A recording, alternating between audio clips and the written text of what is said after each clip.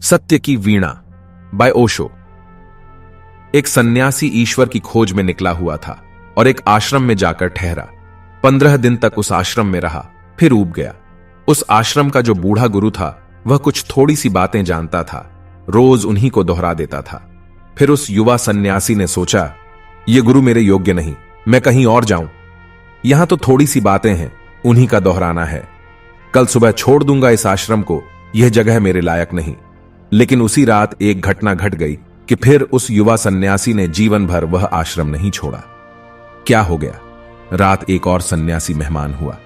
रात आश्रम के सारे मित्र इकट्ठे हुए, सारे सन्यासी इकट्ठे हुए उस नए सन्यासी से बातचीत सुनने।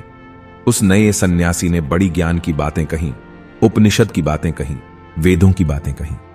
वह इतना जानता था, इतना सूक्ष्म उसका विश्लेषण था, ऐसा गहरा उसका ज्ञान था कि 2 घंटे तक वह बोलता रहा। सबने मंत्रमुग्ध होकर सुना।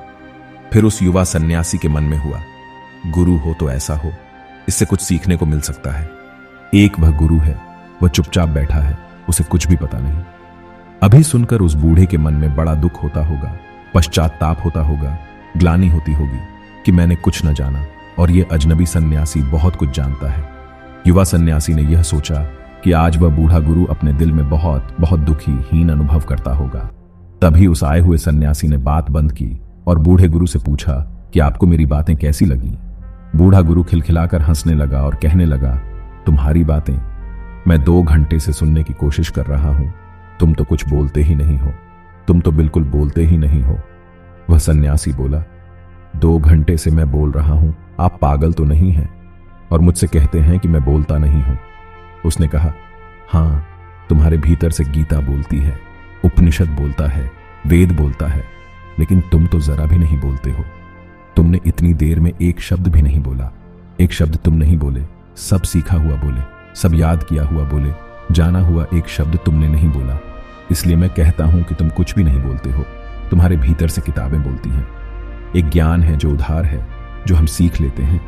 ऐसे ज्ञान से जीवन के सत्य को कभी नहीं जाना जा सकता। जीवन के सत्य को केवल वे जानते हैं जो उधार ज्ञान से मुक्त होते हैं, और हम सब उधार ज्ञान से भरे हुए हैं। हमें ईश्वर के संबंध में पता है, और ईश्वर के संबंध में हमें क्या पता होगा जब अपने संबंध में ही पता नहीं है।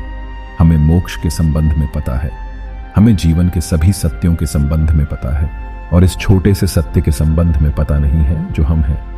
अपने ही संबंध में जिन्हें पता नहीं है, उनके ज्ञान का क्या मूल्य हो सकता है। लेकिन हम ऐसा ही ज्ञान इकट्ठा किए हुए हैं और इसी ज्ञान को जान समझकर जी लेते हैं और नष्ट हो जाते हैं। आदमी अज्ञान में पैदा होता है और मिथ्या ज्ञान में मर जाता है। ज्ञान उपलब्ध ही नहीं हो पाता। दुनिया में 2 तरह के लोग हैं, एक अज्ञानी और एक ऐसे अज्ञानी जिन्हें ज्ञानी होने का भ्रम है। तीसरी तरह का आदमी मुश्किल से कभी कभी जन्मता है, लेकिन जब तक कोई तीसरी तरह का आदमी न बन जाए तब तक उसकी जिंदगी में न सुख हो सकता है, न शांति हो सकती है। क्योंकि जहां सत्य नहीं है वहां सुख असंभव है। सुख सत्य की छाया है। जिस जीवन में सत्य नहीं है वहां संगीत असंभव है, क्योंकि सभी संगीत सत्य की वीणा से पैदा होता है। जिस जीवन में सत्य नहीं है उस जीवन में सौंदर्य असंभव है, क्योंकि सौंदर्य वस्त्रों का नाम नहीं है और न शरीर का नाम है। सौंदर्य सत्य की उपलब्धि से पैदा हुई गरिमा है, और जिस जीवन में सत्य नहीं है वह जीवन अशक्ति का जीवन होगा, क्योंकि सत्य के अतिरिक्त और कोई शक्ति दुनिया में नहीं है। ओशो।